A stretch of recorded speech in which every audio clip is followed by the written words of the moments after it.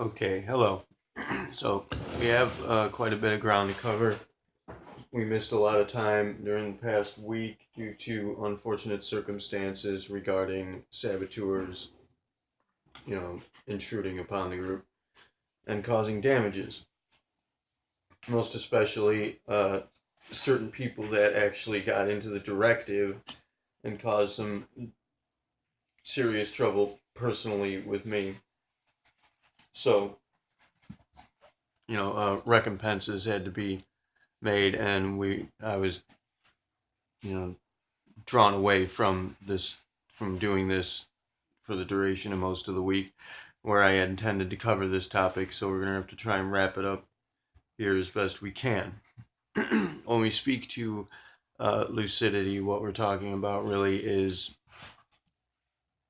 of course, obviously, as we were speaking before, the values and how values are shrouded in aspects that, diffuse your attention when you place your attention upon something, and this can be an object or it could be a thought in your mind, whatever it happens to be that you put your attention or perception towards.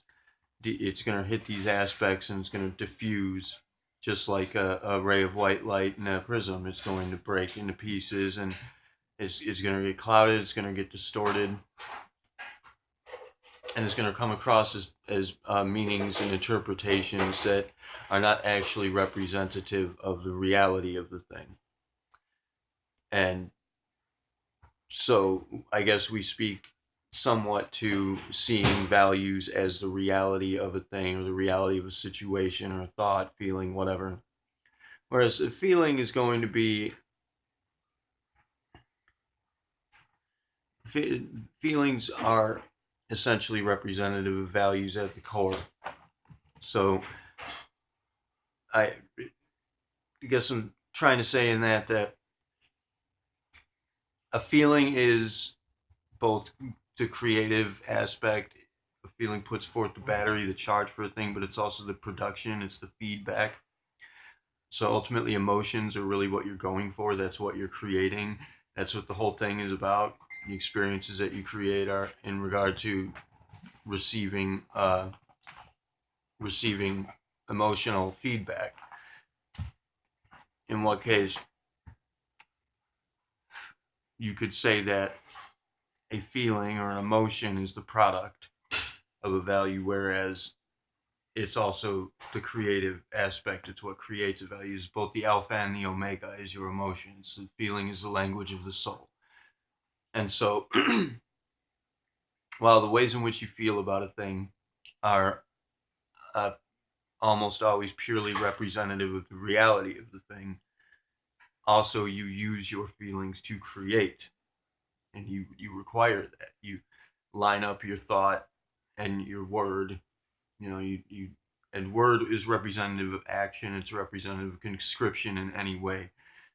In fact, initially, word would have to deal with neural relationships in the brain and the writing out of the schematic of life, essentially.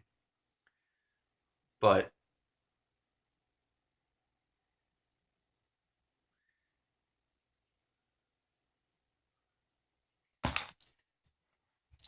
we don't want to get ultimately we don't want to get down just simply to the value of a thing and the conscriptive reality of it, because that's bland, it's boring, it's meaningless. The meanings come from the aspects that are attached to the value. We create meanings by attaching aspects to the value. If you look at the apple, you see, source of energy. That's it. It's just an energy source and a fuel source, food stuff. This is to eat. As simply the value of it doesn't really mean much. It's just this is a package of energy for you. The phone is communicative, but I mean it doesn't really have much of an essence without a purpose, which is where the aspects come in. And so when we speak to lucidity, we also, or even more so, speak to the identification of the aspects attached to it. Now, aspects that do not belong, aspects that are corrupted, aspects can corrupt a value. in the sense that an aspect can an aspect an aspect of a value or an aspect attached to a value can cause such a diffusion as to distort the value at its core in many cases. And this happens a lot with aspects that are attached you know by entire communities and that are shared, such as the clothes that are shared amongst entire communities, such as the what I said about the dirty clothes. If a person wears the same clothes 2 days in a row, people are going to see them as being dirty, and then they're going to think the person is dirty, and dirty is going to come across. The value of dirty is going to have the aspect of disgusting or off-putting attached to it. It's going to be a whole slew of aspects that come across from each value you encounter. Smoking used to be, smoking actually used to be promoted as a medicinal. Cigarettes were promoted as a medicinal product, but now, because somebody somewhere along the line decided that we don't want people smoking anymore, even though they're still they're still plugging us for every last penny we have on it.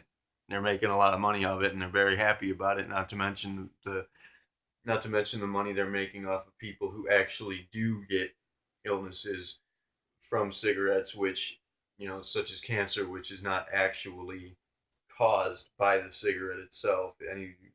Anybody knows many people smoke all their lives and never get cancer, and some people do, and there's a reason for that. It's because of the values that are attached, what values they assimilate and incorporate into themselves.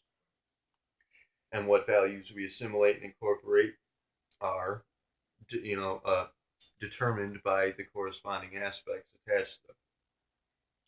So it would take a while, a long, long while, longer than I have here, or maybe even ever, to try and describe verbally, you know, what aspects are attached to what, for what reason, and how they function. That's something that you figure out intuitively on your own. But the purpose of moving toward lucidity is or the prospect of moving towards lucidity is going to be determined in your ability to identify these aspects as they happen.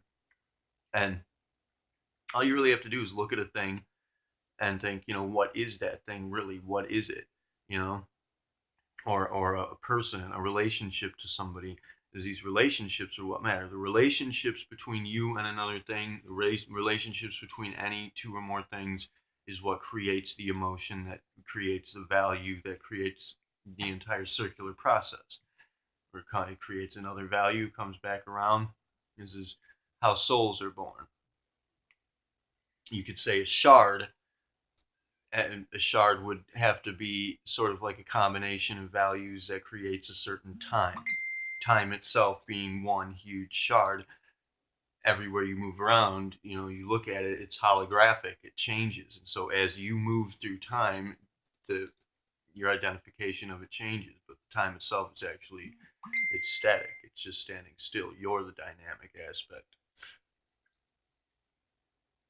But this time, every perception you have of it fractures it into aspects, and these aspects fracture into more aspects, and these fractured pieces move around. The shards, of a person can break into pieces into several personalities, and that's where we get with shades and the overall shade. When we speak about a shade, what we're talking about is the subconscious autonomic aspect of a person that, your personality as being your personality signature to be regarded as a single shard breaks into several shards that can be lost in the memory, that, they're lost out there, they're wandering. And you meet with these shards in dreams, and you either assimilate them and reincorporate them, or you avoid them or try to eliminate them, depending upon your decision on the matter. Which that's essentially what, when you're having a lucid dream, you're aware that you're dreaming. You're able to identify these shards, and you're able to determine which ones you want to work with, which ones you want to work against or without. which you want to avoid or evade, which you want to incorporate. But when you're not lucid in the dream, you don't even know that you're dreaming. So it's just like a roller coaster ride. What comes, comes. What happens, happens. It's the same here in this world. It's exactly the same. The world is alive. It's speaking to you. There are values inherent in shards that are innate and existing naturally in the world, and they're all speaking to you. Every plant, every animal, that it's alive, and it's created from a value that has broken off from some other value, and it's descriptive of a definition, a definitive creation in reality. So the shade is the subconscious aspect of yourself that is autonomic, that repeats routines that are damaging to you or that hold you back, usually made up of challenging aspects of yourself that you refuse to take on the challenge. You refuse to overcome that challenge. You're afraid of it. They're usually made of fears. And at base, that'd probably be the basic basis of it. The foundation of the shade is going to be fear. The shade itself is not inherently evil or wrong or anything like that. That's bullshit. There is no good or evil in the human entity. There's just love and fear. And love is that which invests. Love is that which devotes attention. Love is that which draws attention. Love is that which builds. It builds a chart. It's an investment. Whereas fear is a fixation. It's something that grounds you, stops you. You're either grounded or you're free. You're ground energy or you're free energy. And of course, ultimately, these are both the same thing, but you know, that's getting further down the line. In the world that we live, in which we live, playing the game, there's going to be grounded energy and there's going to be free energy, investments and fixations. Now, the shade is going to be a fixation in the sense that it stops you, it halts you, it hinders you, it holds you back. It's something that damages you, damages others. It causes for you to damage yourself or others. It's broken values that are no longer necessary or useful to you, or it can be challenges that you're refusing to face and overcome. And the reason the manner by which you engage this shade, if you are lucid and you become aware of it, you're fast enough to catch it as it's happening every time that a thought pops up or a motivation pops up in you that is inherent in this shade, something that is not really a part of your conscious self, that's acting of its own accord. And of course you can have autonomic trajectory sensory perceptions. You can have automatic parts of yourself that are useful, that you've placed there for a purpose, that they're not necessarily operative, but they're active, and they assist you. You use them for something, and you have them running on autopilot for reasons that are beneficial to you. But for the most part, a lot of the routines we have, they're going to be not beneficial. They're going to be routines that are basically addictions, like smoking cigarettes or any other addiction. It's going to be something that you just do without even thinking about it, because you're just used to it, and it's difficult to break these habits, bad habits that are they're detrimental to you, and they cause behavioral distortions and just difficulties in life in general, and most especially when they cause you to damage yourself or others. This is what we refer to as the shade, and we have to refer to it. We can say that everybody has a shade that they're battling with, the dark side, light and dark side, shine and shade. But ultimately, we are all one person. We are all one entity. That the God figure, the entirety of all things, the cohesive one, the universal oversoul, the soul.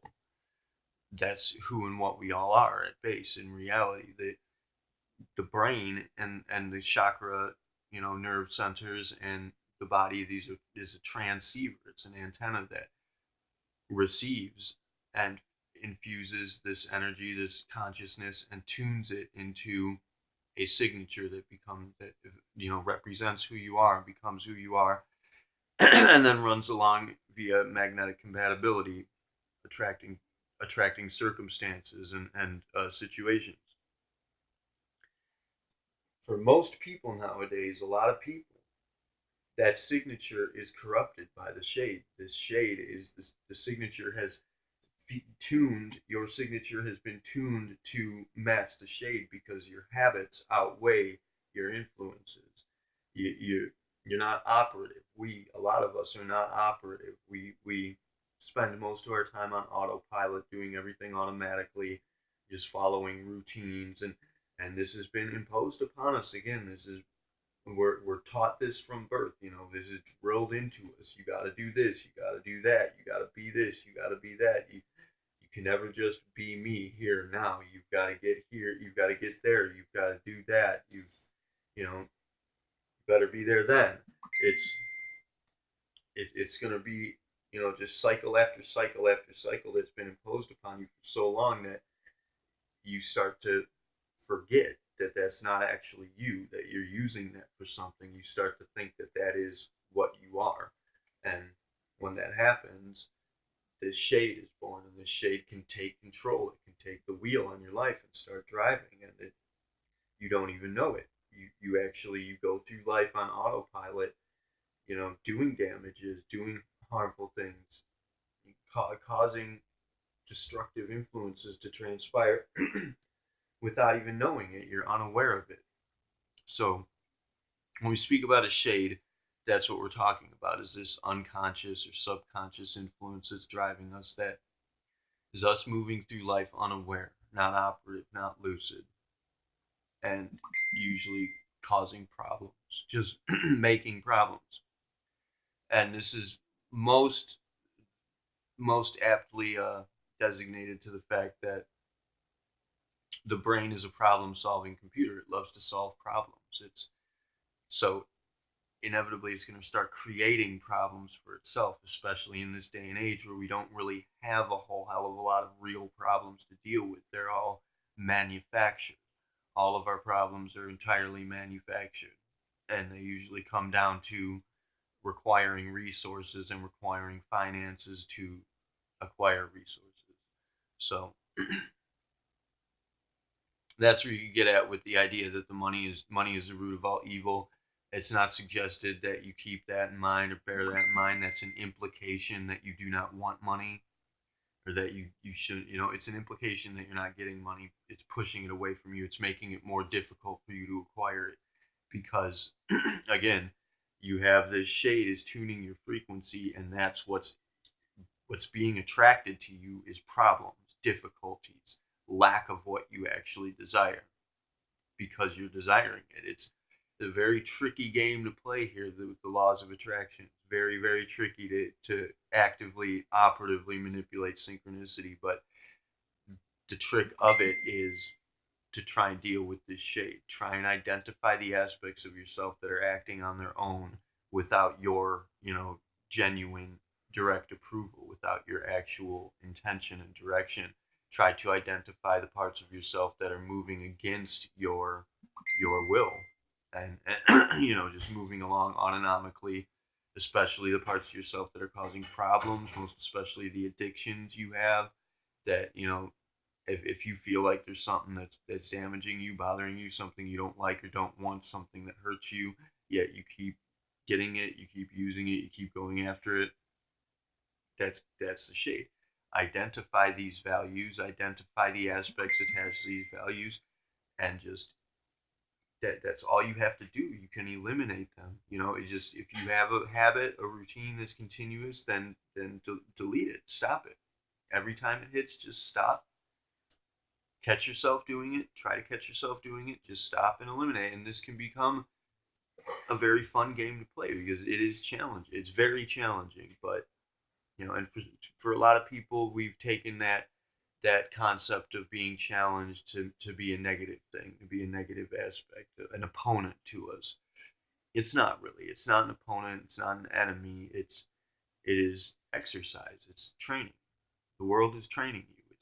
The world is trying to train you, but in most cases we're not allowing for it to. We're just repeatedly giving up again and again and again.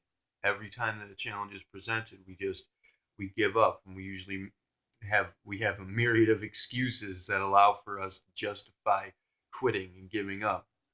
And we got to break that habit, so that's kind of what we're talking about in a nutshell. There's probably a lot more to it that I'm missing right now, but this is all done in haste, and of course I was having a somewhat bad day. But that's what we're speaking to when we talk about an individual shade. It's like a parasite in your identity, because it is this fractured alternate sort of personality that's it's feeding off of failure. You've discarded these values. These are values that you don't want, that you don't like, so you push them away. You've ignored them, you've dropped them, you've thrown them in the trash. And so when they string together and become this shade, essentially what they are is they're a personality or an identity that is based on failure. And so that's what it knows. That's what it wants. It draws in failure, it draws in weakness, it draws in trouble and pain and discomfort. It draws in negativity. And mostly because it is ultimately acting out of fear that it is going to be discarded. And I think I feel like I'm particularly suited to speak to this because obviously I do have a pretty strong shade, and sometimes I get scared that monster's gonna get loose and it seems like it might be coming close, but I'm gonna catch it.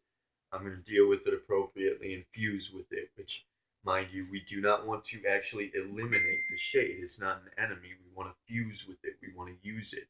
The challenging aspects of the shade are built for us. We designed them for ourselves to exercise, to train us, to help us build ourselves. These challenges are of our own design for our own specific purposes and reasons, and they matter to us. And if you get into that, if you can catch yourself doing these things, if you can catch it happening and you can examine it, if you have the courage to examine yourself in that regard, you'll find that a lot of these challenges are very, very cool opportunities. Every challenge is an opportunity. And it's going to be really difficult if you're starting out in this game. It's going to be tough because a lot of the inherent shaded aspects of yourself that you have are going to be hardwired addiction, and you seriously feel as though you cannot exist without them, and you actually have a mechanism in your brain that's going to tell you you need them to survive because it's identified them with your parents. Again, it all comes back to that idea that we identify survival, we identify life, we identify God, we identify existence itself with our parent figures and how we've been raised. And so everything's going to come out of that. How you your relations the relationship you had with your parents, and mainly because it's the very first relationship you have. It's your first experience of the world in this incarnation. And for whatever reason, uh, not all of us, not every one of us forgets who we were before, but for the most part, pretty much all of us forget who we are before. Very few of us remember any of it at all, let alone a lot of it, most of it, if all of it. I remember what I'd have to consider to be a hefty chunk because, I mean, obviously I didn't remember jack shit before. So suddenly I've remembered a lot of who I've been in the past, and I remember some of you guys. I remember some of you people, and I can't, obviously, we're gonna have to put a lot more legwork into this whole thing and develop some more stronger, more solid relationships before I can start speaking about that because you guys already think I'm crazy, and who knows, maybe I am. I mean, we are all crazy, technically speaking. This entire planet suffers from amnesia and insanity. That's going to be the defining aspects of humanity. So, and you get down to that, which that's what I was getting to ultimately is us all being one entity, that one entity also has a shade, the world phantom, as we call it, or the phantom world. And, speaking of the shade, it's a phantom personality. It's a part of yourself that's no longer really you, but it's still there as though it was. It's something you used to be, maybe, but it's like losing a limb, and the limb is still there. You have a phantom body that you use for dreams and you use for projections. It's the perpetual self, unbreakable, ever moving. You also have a phantom personality, and that can be drawn from past incarnations. That can be, it carries over. It's part of the perpetual self. And so you just might have what they call karmic personality aspects. Karma being, karma is not like you've done something to somebody else and then you get something in return. It is you get what you give, in the sense that, you know your reality is determined by the implications you put forward. And so if you've done something in the past, it implies that you're capable of it, obviously. If you've done it repeatedly, it implies that you'll do it again. And so it recreates that. As I keep having to say, all of this has happened before, all of this will happen again until we break that pattern. And that's what status is fighting, ultimately. Status is fighting the world shade, the world phantom world. We're trying to get rid of that. We're trying to end the division complex. That's what I'd have to say best defines or best suits the definition of this world shade, this ultimate overall shade that, the world itself, the planet, Mother Earth, Pachamama, Gaia, is the host. And she can be very forgiving, but at the same time, she can be very, very unforgiving. Nature can be a bitch if you piss her off. And thing is, not only is the planet capable of launching defense mechanisms simply with the weather, even, or down to the plant structures, just there's so many different ways, and we've seen this occur. This has been happening more and more recently. If you look into it, like look into the oil spill that happened not too long ago, a few years back, and how that got cleaned up. That was a fucking miracle. Or was it? It was really just a natural reaction by the Earth, which is pretty much capable of doing just about anything, including destroying us if it sees us as a threat and we're coming close to that. But it's not just the natural, processes of the plant, or the earth, and the plant life, and the earth itself, the nature, wilderness aspect of nature. It's also inherent in the nature of our personality and our psychology, that we can go, we can be driven mad. There's so many different ways that the planet could turn on us and take us down if it felt it needed to.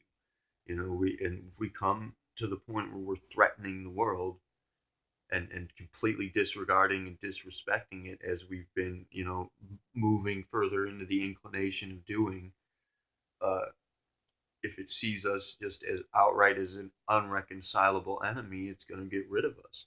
And as we move more towards understanding and utilizing quantum mechanics as a working existence concept, more possibilities and potentialities open up. Things get weirder and weirder, and there's just, once we completely unlock it, or even come close to unlocking the secrets of quantum mechanics, and we reach a point of actually utilizing directive relativity naturally, or rather commonly, it could go either way, and that's where we're getting at. And that is also that, from a metaphysical standpoint, that is the idealized concept of the Kundalini impulse coming loose in the planet, the creative force of the planet coming loose, and it needs to be directed and guided properly. The chakras of the planet, so to speak, which are the chakras of the planet, are not going to be places. These are going to be aspects of the value that is Earth. And we're going to get further and further into this, and it's also complicated. That's why I'm so tangent here and having trouble explaining it. I'm I'm sorry, but there's so much to get to. There's so much to cover, and it's very difficult to try and stay on course with one topic here. But we really want to cover this shade first and foremost. And when we tomorrow morning when we cut things loose, and we, that'll this will have been our final theme, responsibility, for the time being. And in the future, we're going to be doing podcasts for themes monthly when we start up the new initiative with the web page. But until then, as we're throughout the restructuring, we're going to focus on the shade, identifying it, helping you to understand lucidity and values. We're going to keep responsibility as the theme, and we're going to be focusing on the shade. We're going to be focusing on identifying values and aspects, and we're going to be focusing on purplers as well and color coding, because that is the foundation of our curriculum. That's the most important aspect, as it kind of defines the rest of it, and that's how we started, and that's where we're coming from. And it allows for a greater understanding of magnetic compatibility and synchronicity, which we'll also try to get into a bit. But that's actually playing the game. That's the more fun part. We're gonna try and get through how the game plays first. That's what we're gonna focus on in our downtime while we're restructuring the initiative. When we have it up and running in the new format on the new platform, then we're gonna start getting into how you play the game, and that's gonna be the really fun part. But I'm hoping you guys jump up here and get on board. If you have any ideas, listen to me. If you've got, like, you guys can, if any of this, like, comes off to you as, maybe you are into UFOs, maybe you're into ghost stories, maybe you're into, what have you. You gotta go and listen to Coast, and you get some ideas of what I'm talking about. That Coast to Coast, some of the people there we work with via email, and we correspond with via email, and so they're a part of the network as well. And you can get a lot of information from them, and they're a reliable source of information. Believe me, if there's somebody on there that's a nutcase, it's just talking nonsense, you'll know it, and they'll let you know. But they'll placate them because they're good people. We're trying to be good people. We don't want to put anybody down. We don't want to put anybody out. But yes, some of them are wackos, just talking nonsense. But for the most part, it's legitimate information. It's a good source of alternative news, and it's going to speak to issues that are interesting rather than just, people getting shot or places burning down. You see on the Fox News network, they're just trying to scare you. That's not. I would not recommend focusing on, mainstream media. It's only there to trap you. That's that mainstream media, that's representative of the world's shade. We're trying to be representative of the world's shine, and get things shining and illuminated here, enlightened. And our network is going to achieve just that. However, this is all the time I have right now. Very sorry that it's so just disjointed and all over the place, but like I was saying, if you have any ideas about anything, if you like UFOs and you think something relates to what I've said here, what we're posting, ancient civilizations, anything, recent events, technologies, it all ties in together. It's all fits together. And if you look at it and you understand the values and the aspects, and you're able to examine it from a perspective of lucidity, you're going to find that it's all the same thing. It's all tied together. It all comes down to one single source. And you know what? Anybody that can find that, you better fucking jump on board here. I mean, I don't know why you guys don't speak up, speak out. This is a place to share anything that interests you. And believe me, whatever it is, we share your interests, and we'd love to share them with you, and we'd love to get talking here. So let's just go ahead and work on getting people involved, and we're going to continue working on the recruitment campaign. We're going to focus on that. We have kind of operations going on right now, in certain areas, recruiting people. We have operatives assigned to that, and so that's going to be going on. And I'm going to be focusing on trying to make the videos for you guys, as often as I can, to cover these topics. As I said, this one's totally disjointed. I apologize for it, but it's just sloppy. This is my sloppy day. Sorry. I'll get on track and do better for you in the next one. But this is gonna have to wrap up the lucidity and responsibility theme for the time for this cycle. But we're gonna keep that as an ongoing theme, as I said, for the most part. Anyway, I'm sorry, I did my best. Anyways, Kila Salai, Terbi Unisiari, Namaste. Thank you for the time.